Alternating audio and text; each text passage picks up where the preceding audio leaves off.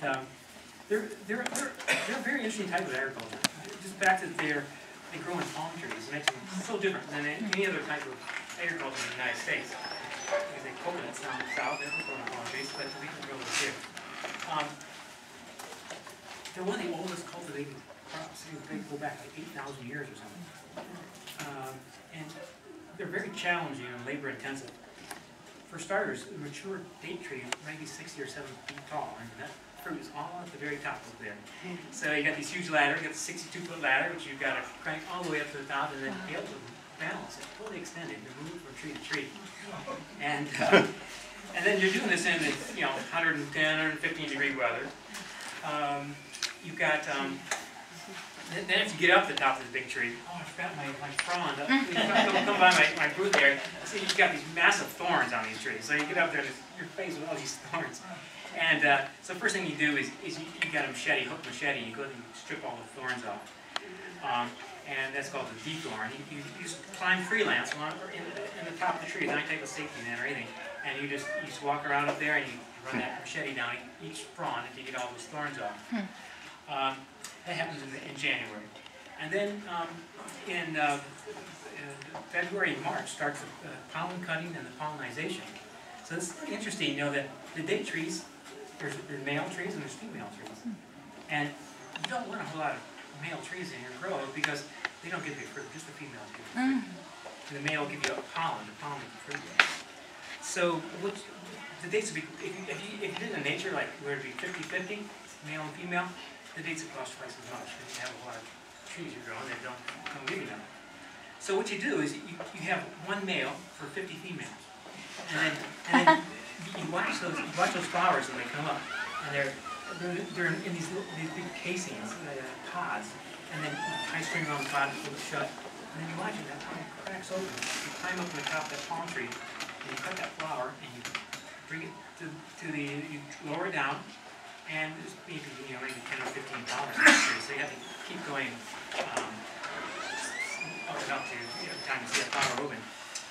And so then you then shake the pollen out over a screen box, and you collect the pollen, you dry it, and you watch your females. They're lucky, they come in. Nature knows what they're doing because they come in later after the male flowers, and so you watch those when those flowers crack open.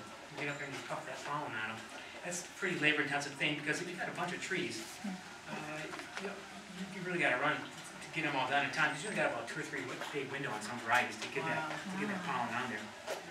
So then you go up 2 or 3 rounds because you got the early flowers and you have the late flowers. So that's a lot of work going up there. Then after that you got thinning. The reason those medjool dates are so big is we go up there and we knock about 3/4 of them off on the ground. Wow. And the other varieties, for some reason, don't seem to respond to that thinning process quite as much. But the medjools really get big. After we thin, we tie down, we get up there in the crown again. Now this is the dates have grown the stalk about 4 or 5 feet long, and they grow it up into the frond of the tree. They're tangled up there. So what you want to do is you want to take them and you bend them over, and then you tie them to a frond. That positions them so you can harvest them easily.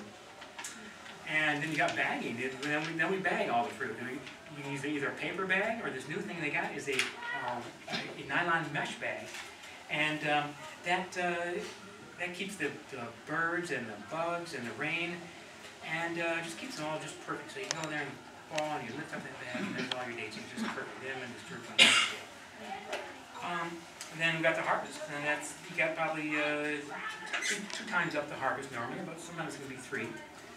The dry days are easy. You just wait till they go up north, and the dry days, you wait till they're all ripe, and you just go up there and cut them off there with the machete, a whole bunch, and send it down to the bottom, and they shake them off.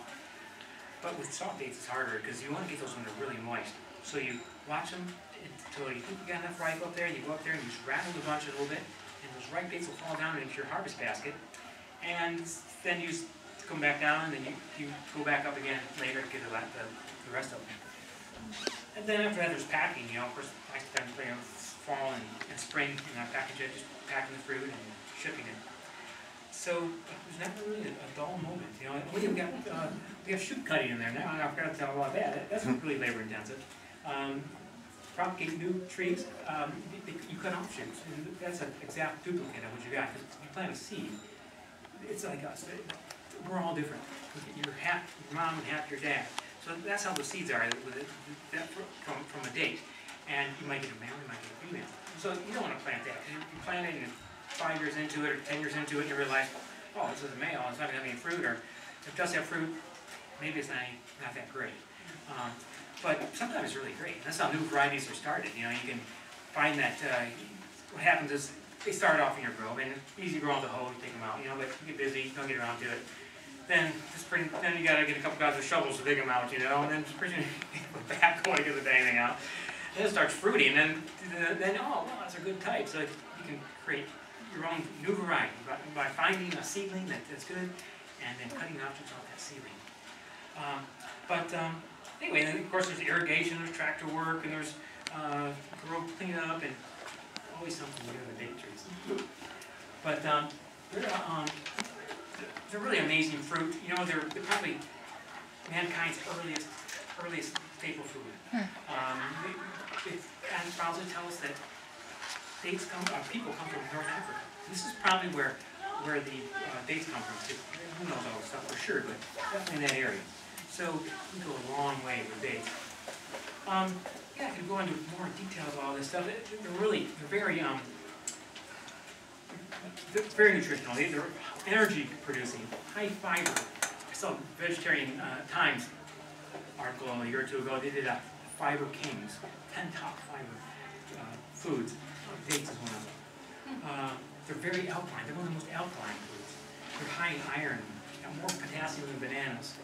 They got calcium, a lot of B vitamins, and they have a lot of good minerals, 24 calories for a small date, and you know, sodium-free, fat-free, and cholesterol-free. Just a really good, really high quality food. But anyway, I guess I should wrap it up, and I just want to end up by saying that you know, I've been doing this raw food thing for a long time. I started in the 70s, and I stuck with it about 6 months, dropped back in the 86. I stuck with it since then. It's really been good for me. I've been really healthy, and I've been vegan since 74 or 5. And I haven't had any problems. I did have one problem with B12 deficiency. I got really weak. My mental processes weren't working as good. I knew what it was. I self-diagnosed myself. I talked to other people who had this problem. And, you know, so go watch your B12. You know, I was a good until I started at 100%. And of course, vitamins and nutritional yeast isn't wrong, so I didn't do those things. And in 4 years, it takes about 4 years for it to catch up with it. Sure enough, I got it. So I do recommend keeping your vitamin B12. If you're wondering about your B12, you can go to b12.com, and for $75, there's a urine sample in there. They'll tell you where your B12 is at. But anyway, I guess that's it. Well, thank you so much for coming.